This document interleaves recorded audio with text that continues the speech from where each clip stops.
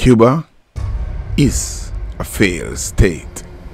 After 64 years in power, the ruling Communist Party is still incapable to establish and maintain an effective social policy and welfare for its population, mainly because of its own incompetence and the lack of interest for the Cuban people, while lavishly spending money in plans to export the revolution and influence other governments to join the communist ideology.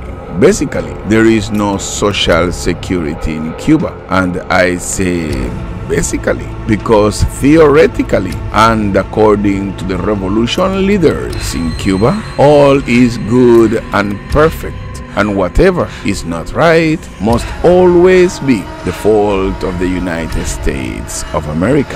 However, we Cubans know the cold truth, for we live in the harsh reality. Our salaries in Cuba are extremely low, which the government explains is due to the need to secure the education and health system.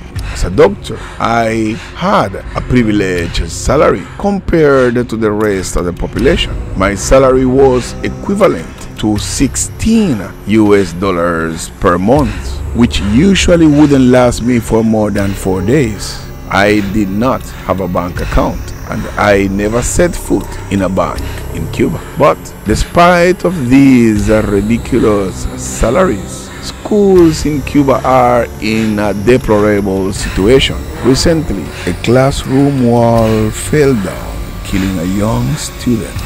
Since then, some schools have moved the classes to a more secured area, meaning at the school patio under a mango tree. There is a generalized sense of hopelessness in the future, which causes many students to have no interest in pursuing higher education. Hence, universities have been forced to lower their admission standards by accepting students of lower academic achievements.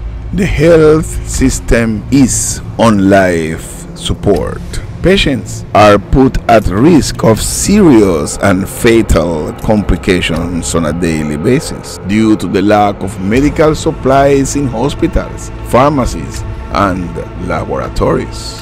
The government have asked doctors to return to practice bush medicine, which in turn has created a population of helpless physicians who cannot assist their patients as expected, and because of a meager salary can neither provide for their own families. As a consequence, many frustrated male doctors and other professionals have decided to switch from their poorly remunerated, high-skill, high-stress jobs to better paid, lower stress and low skill ones, moving instead to work as bartenders in the tourism sector or in the retail industry, selling fruits and produce.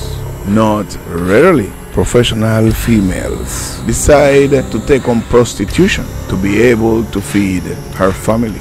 The whole country, along with its military, totalitarian, dictatorial, repressive, and racist regime, has been in a steady decline for over 6 decades.